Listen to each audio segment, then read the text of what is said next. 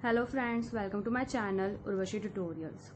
So today we are going to learn about the groups, but before we start we must have knowledge of some terms. So before that we're going to discuss about it. So in first it's a binary operation. अब हम इसे समझते हैं कि binary operation on a set क्या होता है. So let A be a non-empty set. हमने एक set लिया है जो कि non-empty है, मतलब A is not phi, मतलब A सेट नल नहीं है और हमें पता है कि हम सेट्स को किसी भी अल्फ़ाबेट से हम डिनोट कर सकते हैं. Now let A be a non empty set, then A cross A. अब हमने यहाँ पर दो सेट का क्रॉस लिया है, तो इसमें एलिमेंट्स किस तरह से दिखेंगे. Set A comma B such that A belongs to A, comma B belongs to A. हमें इसी तरह के एलिमेंट दिखेंगे. एक एलिमेंट होगा A का, दूसरा एलिमेंट होगा दूसरे A का, और इस तरह से हमें एलिमेंट्स दिखेंगे. तो जब हम A क्रॉस A हमने दो सेट का क्रॉस प्रोडक्ट लिया तो हमें इस तरह के एलिमेंट दिखेंगे. Now if O, this is kind of an operation. इसकी जगह हम कुछ भी ले सकते हैं, plus minus, divide, cross, union, intersection, anything. Now अपन ने यहाँ पर एक ऑपरेशन अप्लाई किया है. Then we have defined a mapping A cross A tends to A.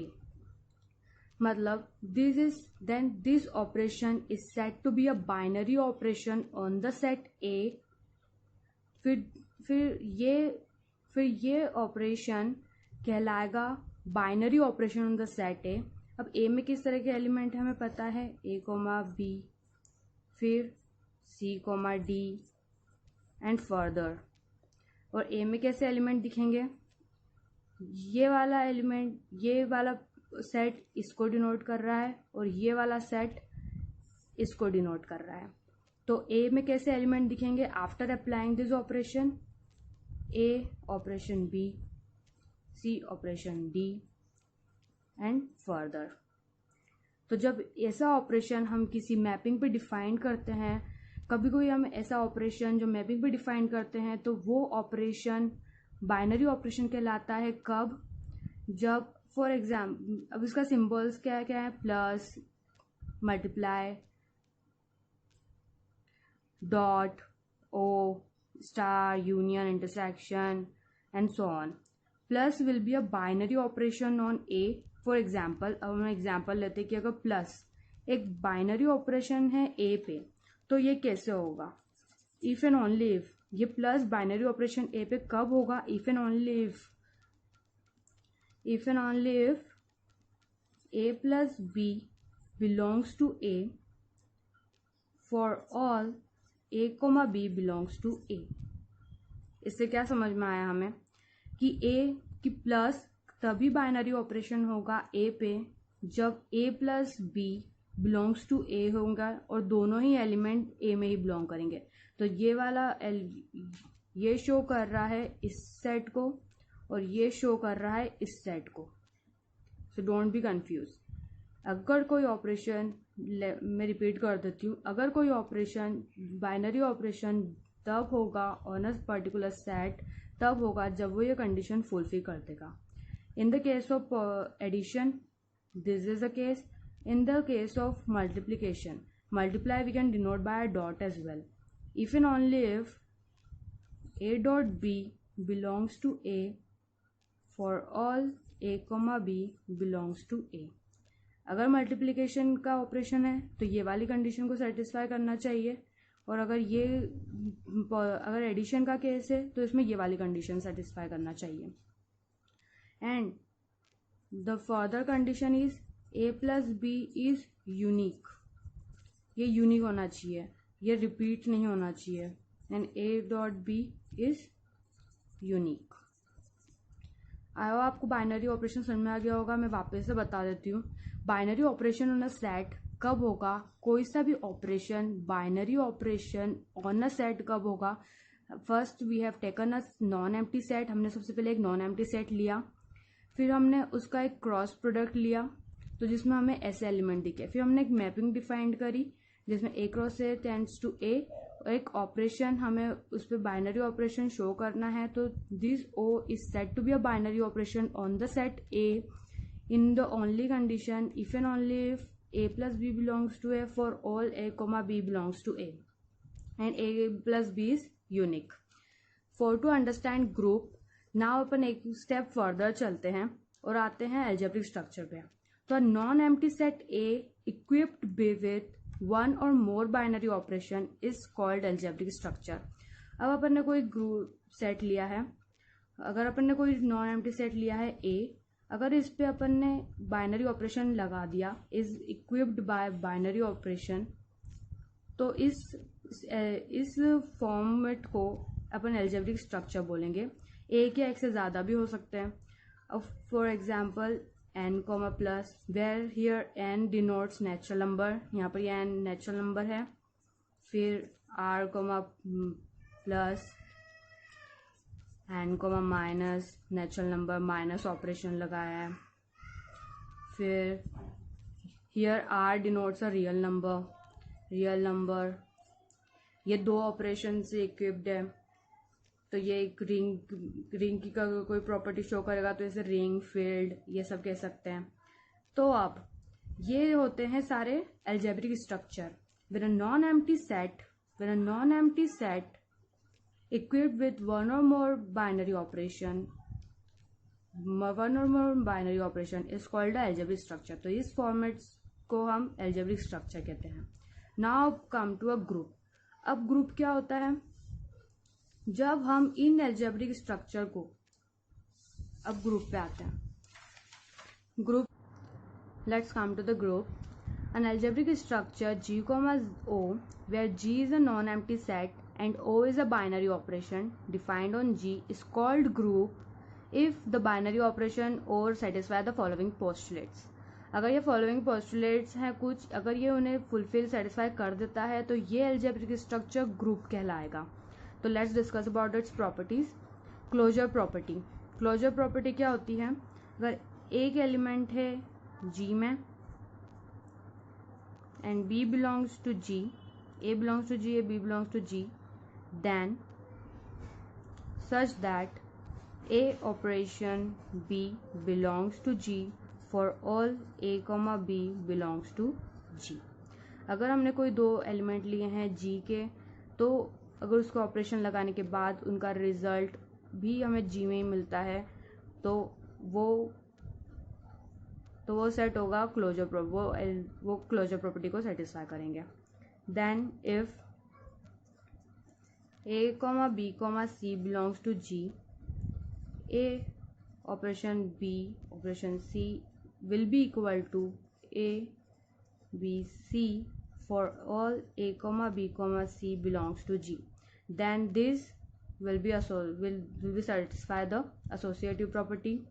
Existence of identity, there is an element if A comma E belongs to G where A operation E equal to A and E operation A, this both are equal।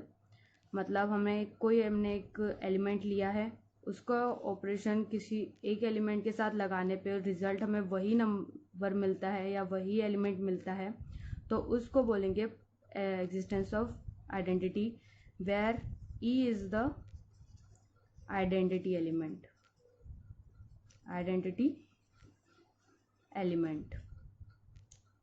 E हमारा identity element हो जाएगा।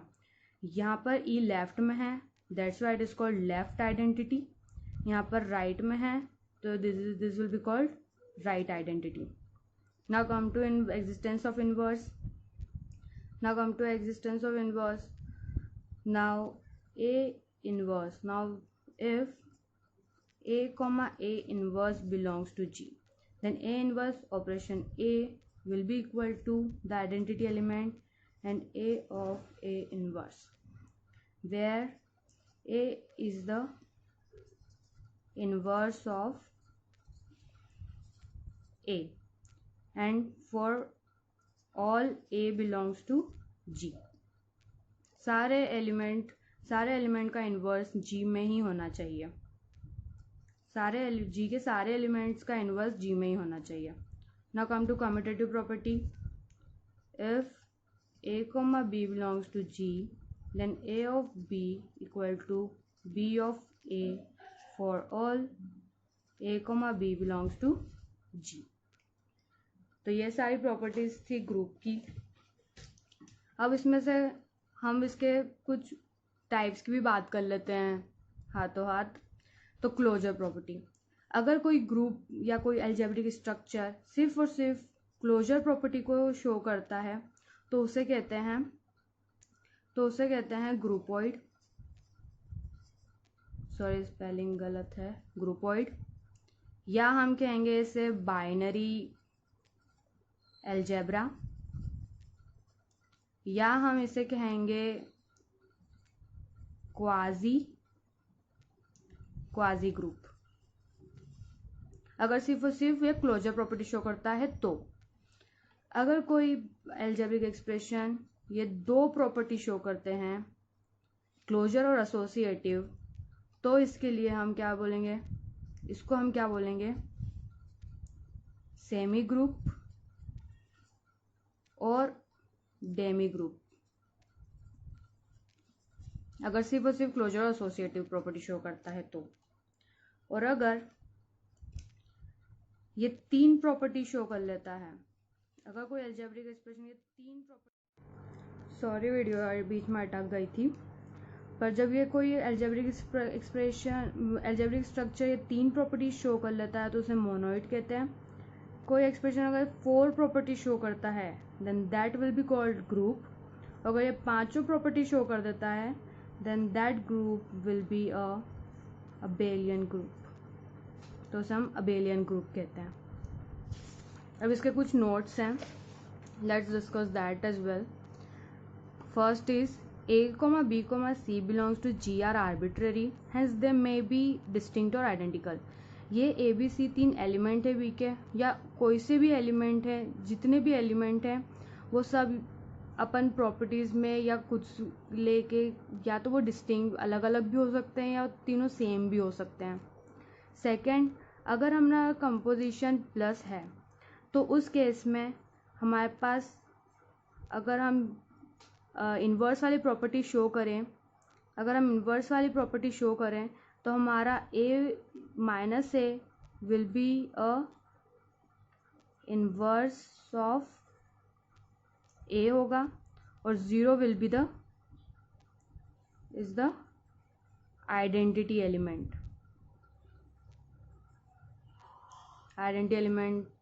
इन G। और अगर हमारे पास multiplicative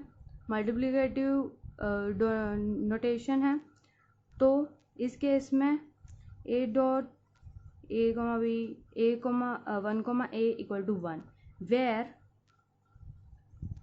a upon 1 upon a is the inverse of a and 1 will be the identity element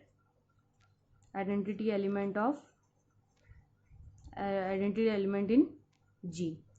ये दोनों case ज़्यादा पूछते हैं इसलिए मैंने आपको बता दिया कि in case of addition negative a will be the inverse of a for all a belongs to G and 0 will be the identity element in G, and for the multiplication a dot a 1 by a will be 1 and 1 by a is the inverse of a and 1 will be the identity element। अगर ये video आपकी थोड़ी सी भी काम आई हो तो please do like, subscribe and share my video.